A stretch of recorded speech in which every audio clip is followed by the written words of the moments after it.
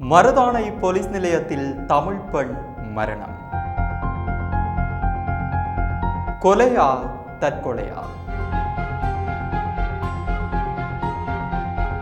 தீவிரமடையும் விசாரணைகள். நடந்தது என்ன?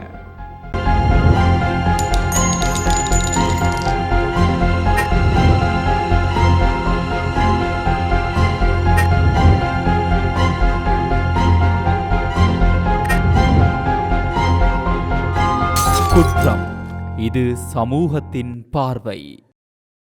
கிளிநொச்சி திருவையாறு பிரதேசத்தை சேர்ந்த 32 வயதுடைய பொன்னையா கலாதர்ஷனி எனும் 2 பிள்ளைகளின் தாயார் பிடியாணை ஒன்று தொடர்பில் மருதானை போலீசார் மூலம் நேற்று முன்தினம் இரவு கைது செய்யப்பட்டார். இந்நிலையில் நேற்று அதிகாலை 4 மணியளவில் குறித்த பெண் சிறையில் தற்கொலை செய்து கொண்டதாக போலீஸ் தரப்பால் கூறப்பட்டது. இதன்போது குறித்த பெண் தான் அணிந்திருந்த ஆடையை பயன்படுத்தி தூக்கிட்டதாக போலீசாரால் கூறப்பட்டது. எனினும் இந்த விடயம் தொடர்பாக செய்தி சேகரிக்க மருதானை போலீஸ் நிலையம் சென்ற ஊடகவியலாளர்கள் குறித்த பெண்ணின் மரணம் தொடர்பில் சந்தேகம் வெளியிட்டதாக சிங்கள நாளிதழ் ஒன்று கூறுகின்றது. அந்த நாளிதழ் செய்தியில் மேலும் கூறப்பட்டுள்ளதாவது: இந்த பெண் விபச்சார தொழிலில் ஈடுபட்டதாகவும் அவரை கைது செய்யுமாறும் நீதிமன்றம் உத்தரவிட்டிருந்ததாகவும் அந்த செய்தியில் தெரிவிக்கப்பட்டுள்ளது. நீதிமன்ற விசாரணைக்கு செல்ல மறுத்ததால் பிடியாணை உத்தரவு பிறப்பிக்கப்பட்டிருந்ததாகவும் இதனால் மருதானை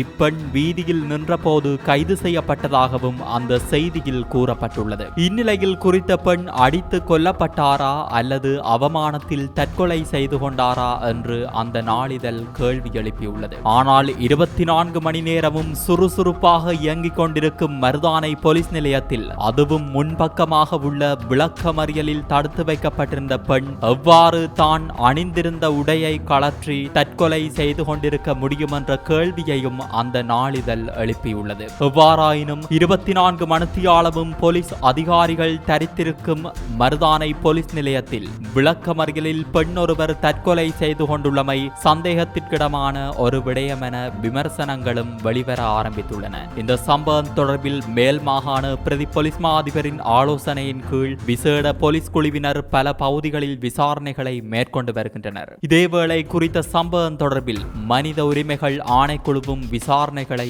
ஆரம்பித்துள்ளது. எவ்வாறாயினும் எந்த ஒரு குற்றச்சாட்டின் கீழ் கைது செய்யப்பட்டு விளக்கமறியலில் வைக்கப்படும் சந்தேக நபர்கள் தொடர்பிலான முழு பொறுப்பும் போலீசாருடையது என சட்டத்தரணிகள் வலியுறுத்துகின்றனர். இதேவேளை இப்பெண் மரணித்துள்ள சம்பவம் தொடர்பில் சந்தேகங்களும் எழுந்துள்ளதுடன் போலீஸ் நிலையத்தில் எவ்வாறு குறித்த பெண் தற்கொலை செய்து கொள்வார் என தமிழரசு கட்சியின் நாடாளுமன்ற உறுப்பினர் சிவஞானம் ஸ்ரீதரன் நாடாளுமன்றத்தில் அரசாங்கத்திடம் கேள்வி எழுப்பினார். இவ்விடயம் படுகொலையா என்ற சந்தேகங்கள் எழுந்துள்ளதால் சம்பவம் தொடர்பில் உடனடியாக விசாரணைகள் மேற்கொள்ளப்பட்டு உண்மையை வெளிப்படுத்த வேண்டும் என்றும் அவர் அரசாங்கத்திடம் கோரிக்கை விடுத்தார். இந்நிலையில் இது தொடர்பான விசாரணைகள் வேகமாக முன்னெடுக்கப்படும் என பொது பாதுகாப்பு அமைச்சர் பதிலளித்துள்ளார். எங்களுடைய பொதுமக்கள் பாதுகாப்பு அமைச்சர் ஆனந்த விஜயபால அவர்களுடைய கவனத்துக்கு இன்றைய தினம் மருதான போலீஸ் நிலையத்தில் ஒரு கிளிநொச்சியைச் சேர்ந்த பெண் தற்கொலை செய்து கொண்டு இறந்ததாக செய்திகள் வந்திருக்கிறது. ஆனால் அவர் தற்கொலை செய்யவில்லை, கொலை செய்யப்பட்டிருக்கிறார். போலீஸ் நிலையத்துக்குள் எவ்வாறு அவர் தற்கொலை செய்ய முடியும்? கைது செய்யப்பட்டிருந்த ஒரு கைதியாக எவ்வாறு அவர் மரணத்தை தழுவ முடியும்? இது ஒரு பயங்கரமான, வெளியிலே பார்க்கிற பொழுது மிக மோசமான ஒரு செய்தி. தயவு செய்து கௌரவ அமைச்சர் அவர்களை இதுக்கு ஒரு சரியான நீதியை நீங்கள் உடனடியாக பெற்றுத்தர வேண்டும் என்பதை பதிவு செய்கின்றேன். கௌரவ சபாநாயகர் அவர்களே, கௌரவ ஸ்ரீதரன் அவர்கள் முன்வைத்த விடயம் தொடர்பாக நான் இன்று தேடி பார்த்து உங்களுக்கு இன்றைய நாளைக்குள்ளால் பதிலை வழங்குகின்றேன்.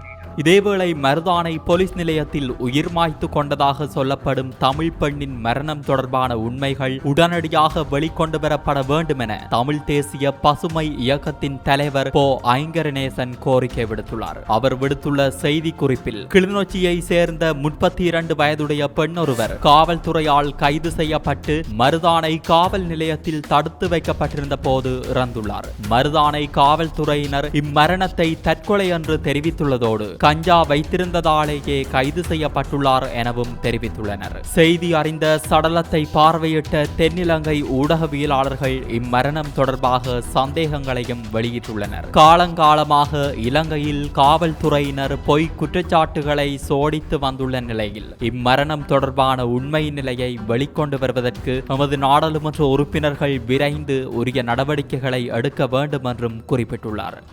இந்த மரணம் தொடர்பாக எங்களுக்கு கிடைக்கின்ற செய்திகளை குற்றம் தொகுப்பினூடாக வழங்க காத்திருக்கிறோம்.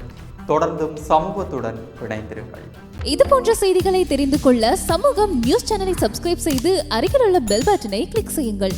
மேலும் இது போன்ற செய்திகளை உடனுக்குடன் தெரிந்து கொள்ள சமூகமீடியா.com என்ற இணையதளத்தின் வாயிலாகவும் எங்களுடன் இணைந்திருங்கள்.